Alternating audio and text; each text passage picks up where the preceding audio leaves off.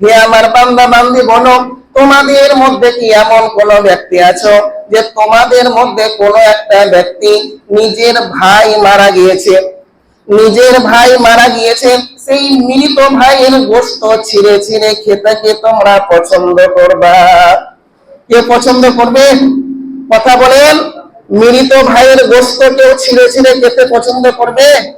আল্লাহ বলেন যে মৃত ভাইয়ের গোশত খাওয়া যে রকম, গীবত করা সেই রকম।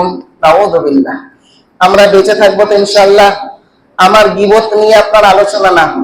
মা আমিনাকে যখন দেখলো সুঘ্রাণ ছড়াইতে থাকছে, মক্কাবাসীদের কাজ ছিল তিনাকে জিজ্ঞেস করা যে হলো কি, তুমি সুঘ্রাণ পাইলা কোথা থেকে, এটা জিজ্ঞেস করার কর্তব্য ছিল, কিন্তু জিজ্ঞেস করলো না। তারা ওখানে আপনার সমালোচনা করতে লাগলো। সমালোচনা যখন করছে, আপনার ধরুন বৌমা, আপনার বৌমার নামে যদি পাড়ায় গ্রামে যদি সমালোচনা হয়, আপনার কানে একদিন না একদিন খোঁজ আসবে তো? বলেন, খোঁজ আসবে। সেই রকম আপনার আব্দুল মুত্তালিবের কানে আপনার খোঁজ চলে এলো। তিনি আপনার খবর পেয়ে গেলেন যে আমার পুত্রবধূ কি করছে, সুঘ্রাণ ব্যবহার করছে আর ওখানে ঘুরে বেড়াচ্ছে, যেদিকে যাচ্ছে সেই দিকে সুঘ্রাণ। তখন আপনার কি হলো? এই মা আমিনার আপনার শাশুড়ি এবং শ্বশুর, নবীজির আপনার দাদি এবং দাদু, দুইজনে মিলে আপনার পরামর্শ করতে লাগলো। স্বামী স্ত্রীতে পরামর্শ হয় না? বলেন, স্বামী স্ত্রীতে পরামর্শ হয়, তিনারা আপনার পরামর্শ করতে লাগলো। তখন আপনার মা আমিনার শাশুড়ি মা বলছেন, কি বলছেন? আমিও ভাবছিলাম কিছুদিন ধরে যে আমার বৌমাকে আমি বলবো, যখন সে, কিন্তু আমি বলতে পারি না। কেন? কদিন আগে তার স্বামী মারা গেল, সে স্বামী হারা মহিলা, একটা অসহায় মহিলা, আবার তার পেটে এখন সন্তান। আমি এই অবস্থাতে আমি কি করে বলবো? আমি তার জন্য বলতে পারি না। শোনো, সে যখন গোসলখানাতে গোসল করার জন্য প্রবেশ করে, সেই গোসলখানা থেকে যখন বের হয়ে আসে, হে আমার স্বামী, তারপর যখন আমি গোসলখানার মধ্যে গোসল করতে যাই, সেটা গোসলখানা মনে হয় না, সেটা মনে হয় একটা সুঘ্রাণের ডিব্বা। বলুন সুবহানাল্লাহ। এই কাহিনী কোথা থেকে হতে থাকে? আর এমন সুঘ্রাণ, যেই সুঘ্রাণ মক্কার বুকে কোনো দোকানে পাওয়া যাবে না। তারপরে আপনার কি করলো? শ্বশুর শাশুড়ি দুজনে আপনার মা আমিনাকে ডাকলো। মা আমিনাকে ডেকে আপনার বসালো, বেটি, তুই এই সুঘ্রাণ পাইলি কোথা থেকে? এই সুঘ্রাণ কোথা থেকে পেলি? এই সুঘ্রাণ তো মক্কার বুকের কোনো দোকানের মধ্যে পাওয়া যাবে না। আর এটা কেন ব্যবহার করছি মা? তোর জন্য তো আমার নাক কান কাটা গেল, মানুষ তো অনেকে অনেক রকম কথা বলছে, তুই কেন এই কাজ করছিস? মা আমিনা ছিল আপনার চালাক চতুর একটা মহিলা। তিনি সঙ্গে সঙ্গে আপনার থুতু ফেলে দিলেন। সুবহানাল্লাহ। থুতু ফেলতে দেরি, জায়গাটা আপনার সুঘ্রাণে ছড়াইতে দেরি না। বলুন সুবহানাল্লাহ। তখন মা আমিনা বলেন, হে মা, আপনি জিজ্ঞেস করছেন না বলে আমি বলতাম না। আমার তো শরীরের মধ্যে সুঘ্রাণ, এটা না, আমার থুতুর মধ্যেও সুঘ্রাণ। হে মা, আমার এখানে শেষ না, আমার পেটে সন্তান আসতে দেরি। যেদিন আমার পেটের মধ্যে সন্তান এসেছে, ঘরের দেওয়ালগুলো আমাকে সালাম করতে দেরি করে নাই। সুবহানাল্লাহ।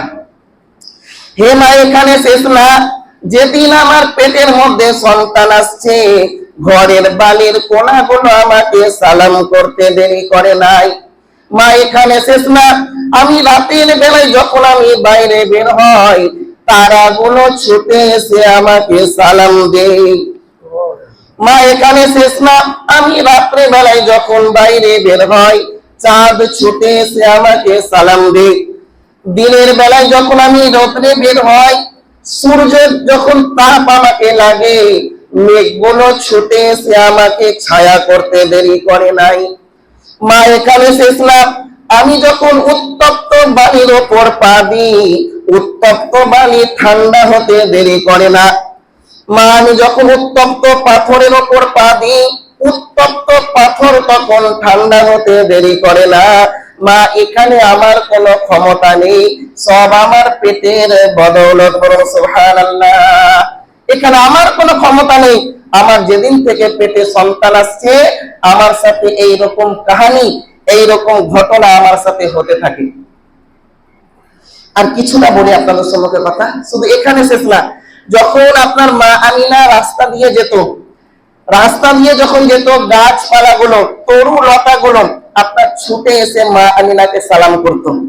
মা এখানে শেষ না, আমার পেটে সন্তান আসতে দেরি, জান্নাত থেকে 3 মহিলা এসে আমাকে সালাম করতে দেরি করে নাই। সেই 3 মহিলাকে ইমরাতু ফিরআউন আসিয়া, ফিরআউনের স্ত্রী আসিয়া, উম্মে ঈসা মারইয়াম, ঈসা আলাইহিস সালামের আম্মা জান মারইয়াম আলাইহিস সালাম, উখতা মুসা কুলসুম, মুসা আলাইহিস সালামের বোন কুলসুম, এই 3 জন এসে আমাকে সালাম করতে দেরি করে নাই। আর যখন এসে সালাম দেয়, যখন এসে আপনার আমাকে মালা পরাই, তখন বলে সালাম সালাম সালাম, তোমার উপর সালামতি বর্ষণ হোক, আমাদের বাদশা তোমার পেটের মধ্যে চলে এসেছে। সুবহানাল্লাহ। আরো আপনার মা আমিনা তুলে ধরলেন, মা এখানে আমার শেষ না, যেদিন থেকে আমার পেটে সন্তান আসছে, আমি কুয়া থেকে পানি কিভাবে তুলতে হয় আমি ভুলে গিয়েছি। কুয়ার সামনে যখন আমি যাই, কুয়ার পানি কল কল কল কল করতে করতে উপরের দিকে উঠে পড়ে। প্রথমে আমাকে সালাম দেয়, সেই পানি আমাকে সালাম দেয়। সালাম দেওয়ার পর বলে, হে দোজাহানের বাদশার মা আমিনা, তুই কেন কষ্ট করে আমার কাছে এসেছিস? তুই যদি হুকুম দিতি, আমি বাড়িতে গিয়ে কি করতাম, পানি ভরে দিয়ে আসতাম। সুবহানাল্লাহ। এইরকম কাহিনী আপনার নবীজি সাল্লাল্লাহু আলাইহি সাল্লাম যখন পেটের মধ্যে ছিলেন, তখন মা আমিনার সাথে এইরকম কাহিনী, এইরকম ঘটনা হতে থাকতো। তিনি যখন কুয়ার সামনে যেতেন, মক্কার বুকের আপনার মহিলারা তিনার পায়ে হাতে ধরে ফেলতো আর বলতো, হে আমিনা, তুমি বাড়ির মধ্যে যেও না, তুমি যতক্ষণ কুয়ার সামনে থাকবে, কুয়ার পানি ততক্ষণ উপরে থাকবে।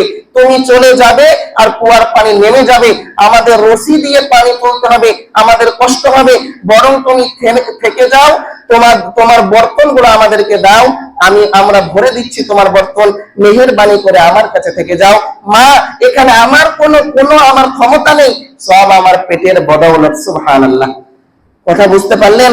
যখন নবীজি সাল্লাল্লাহু আলাইহি সাল্লাম মায়ের গর্ভে ছিলেন, তখন তিনার সাথে এইরকম আপনার কাহিনী হতে থাকতো। ইনশাআল্লাহ আগামী সপ্তাহ আপনাদের সম্মুখে আরো আপনার আলোচনা হবে। এই রবিউল আউয়াল মাসে টার্গেট করে আপনাদের সম্মুখে আলোচনা হবে ইনশাআল্লাহ। সময় হয়ে গেছে। আল্লাহ রাব্বুল আলামিন যে আমরা রাসূল পেয়েছি, যে আমরা এত মূল্যবান, সব থেকে শ্রেষ্ঠ ব্যক্তি, আল্লাহর পরে পরে যিনার স্থান, তিনার তরিকা মোতাবেক চলার আমাদেরকে সকলকে আল্লাহ রাব্বুল আলামিন তৌফিক দান করুন। আমিন। ওয়া আখিরু দাওয়ানা আলহামদুলিল্লাহি রাব্বিল আলামিন। আসসালামু আলাইকুম ওয়া রাহমাতুল্লাহ।